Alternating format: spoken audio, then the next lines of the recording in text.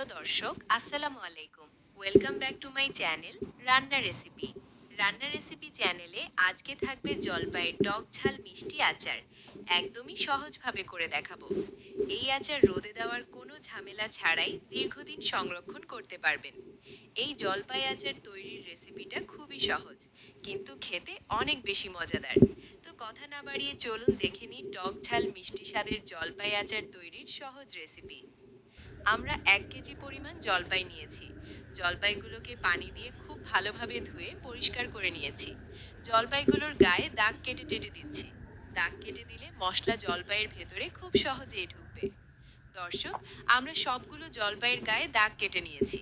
সরিষা নিলাম 1/2 কাপ পরিমাণ। সরিষাগুলোকে আমরা আগেই ভালোভাবে পরিষ্কার করে নিয়েছি। সরিষাগুলোকে বেটে নিতে হবে। আপনারা চাইলে পাটাই বেটে নিতে পারেন। আমরা ব্লেন্ডারে ব্লেন্ড করে নিব।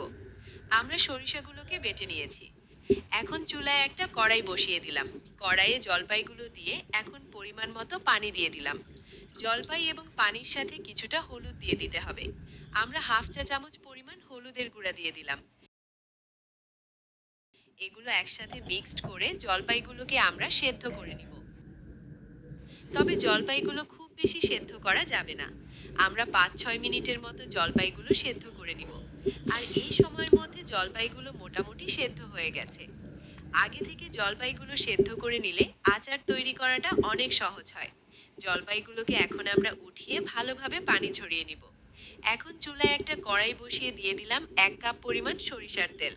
তেলের মধ্যে দিয়ে দিব কিছুটা তেজপাতা। এবার দিয়ে দিব কয়েকটি এলাচ এবং দারুচিনি। এগুলো আমরা গুঁড়া না করেই দিলাম। একই সাথে দিয়ে দিচ্ছি কয়েকটি রসুনের কোষ। এগুলোকে নেড়ে চেড়ে হালকা একটু ভেজে নিতে হবে। এগুলোকে 2-3 মিনিটের মতো ভেজে নিলাম। 2-3 মিনিট পর দিয়ে দিচ্ছি আগেই রেডি করে রাখা সরিষা বাটা।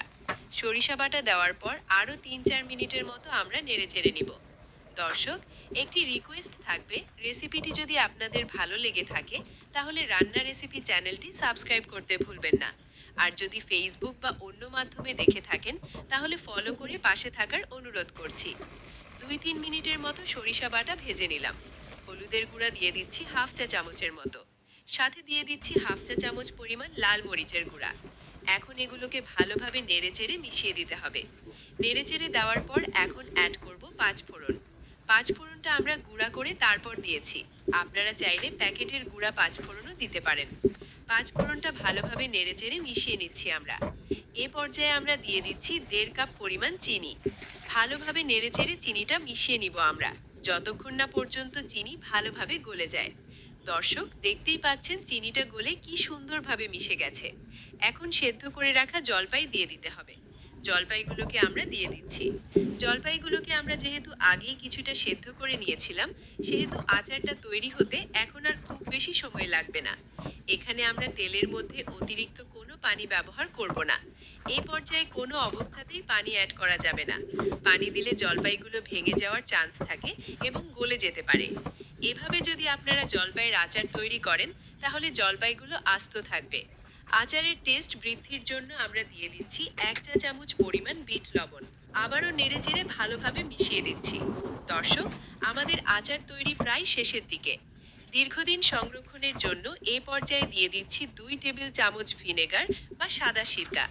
এখন আরও 4-5 মিনিটের মতো হালকা নেড়েচেড়ে জাল করে নিব।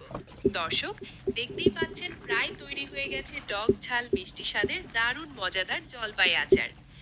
এ পর্যায়ে দিচ্ছি কয়েকটি শুকনো মরিচ। কোনো প্রকার রোদে দেওয়ার ঝামেলা ছাড়াই খুব সহজে এবং অল্প সময়ে এই আচারটি তৈরি করতে পারেন বাসাতেই। রোদে না দিয়ে এটি প্রায় 1 বছর পর্যন্ত সংরক্ষণ করতে পারবেন আপনারা। আশা করছি রেসিপিটি আপনাদের অনেক ভালো লেগেছে। আর যদি ভালো লেগে থাকে তাহলে লাইক, কমেন্টস এবং শেয়ার করে পাশে থাকবেন আশা করি। আচারটাকে আমরা পুরোপুরি ঠান্ডা করে নিলাম। আচারটা যদি দীর্ঘদিন সংরক্ষণ করতে চান তাহলে সরিষার তেল এবং ভিনেগারের পরিমাণ একটু বাড়িয়ে দিবেন। এতে করে আচারে ছত্রাক জমবে না এবং সহজে নষ্ট হবে না। দর্শক, এরকম আরও সুন্দর সুন্দর রেসিপি পেতে আমাদের চ্যানেলটি সাবস্ক্রাইব করে পাশেই থাকুন। আল্লাহ হাফেজ।